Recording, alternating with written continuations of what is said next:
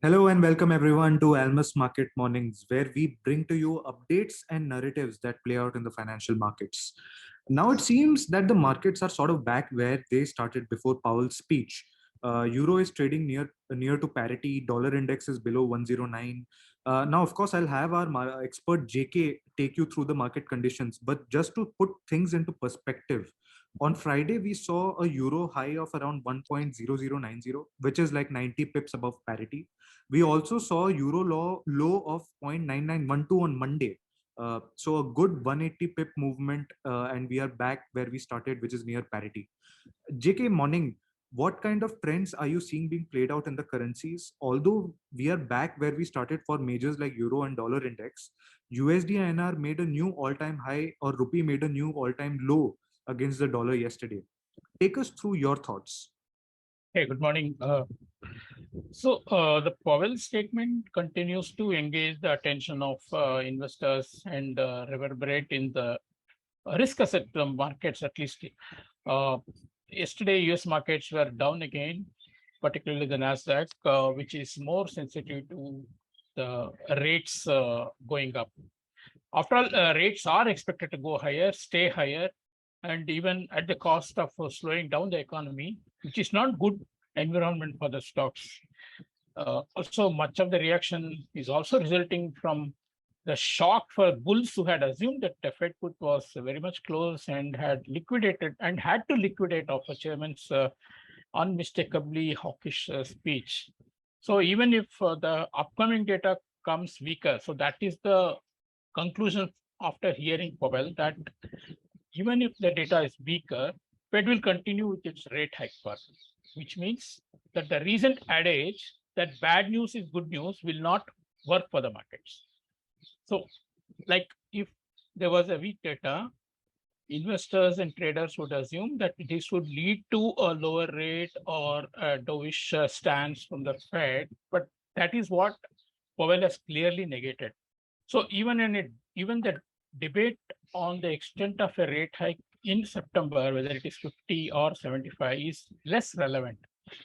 And what is more relevant is the terminal rate. And market is now assuming closer to 4%, which is 1.75% from here. Although an academician from Harvard has projected it to be somewhere near 5%. So worse for the market is the major central bank, other than Fed, ECB has also gotten much more hawkish, which means the financial conditions will tighten even more. UK, with its double-digit inflation, is also on course to raise its rate in September by possibly 0.75%. So it's clearly the course of inflation in the coming months that will determine the trend for stocks and bonds. And only a sizable moderation there would bring back pulls in force. The overall message from Jackson Hole for me, it should be read as a coordinated tightening scenario. On the bonds yesterday, 2-year yields, which is particularly sensitive to interest rate expectations, briefly touched a 15-year high, while the closely watched yield curve measured between 2 and 10 year remained firmly inverted around 38 basis points. So on the dollar, despite its correlation with the 2-year yield, yesterday it lost it a bit, made a new cycle high of 10948 to start with, but found strong resistance as several currencies reached key support levels like euro at 0.99, which has held twice, Japanese yen at 140, a psychological level, then Japanese GBP at 1.16, not too far from the 2020 low, Chinese yuan at 6.93, which means that it has lost 10% from the low of 6.30 made last year. So at least the currency players have been consistent dollar buyers for several months based on Fed's hawkish path, and therefore their positioning has, just kept a weight on the dollar. Therefore, the Fed's hawkish path outlined in Jackson Hole has not made a sustainable dent on those currencies. They have really been in the, except barring dollar yen and the GBP, more or less the major currencies have held uh, in their ranges. Of course, yuan is different points, or at least they have retraced back to their previous levels.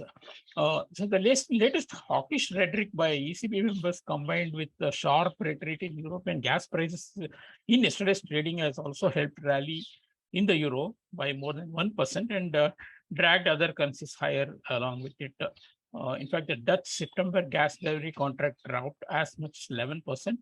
As Germany's economy minister said, he expected price to fall soon as Germany is making progress on its storage targets, with facilities nearly 83% full and possibly hitting 85% in October. So the technicals also indicate possibly a deeper retracement for the oversold currencies. I'm not talking about a change of trend in the dollar, but this is just a technical retracement that I'm looking for, particularly if euro can stay above 1.0050, I expect a move to around 1.02. And that is not a change of trend, just to make my point. Of course, the recent stronger than expected fixing for the yuan by China is a sign that officials there also don't want an excessively weak currency. Looking at the rupee, it opened with a gap as expected, hit a new all-time high at 80.12. This is all as expected, but what was not expected was the aggressive intervention from RBI above 80 levels. Their intervention also coincided with some recovery in global currencies, which appeared oversold and traded at key support levels. The reaction of spot stalling at 79.92 after intervention indicates that sizable speculative positions were built after the rupee traded at 80.05. The direction from here on for me is not very clear, as it is much dependent on the policy that RBI would pursue.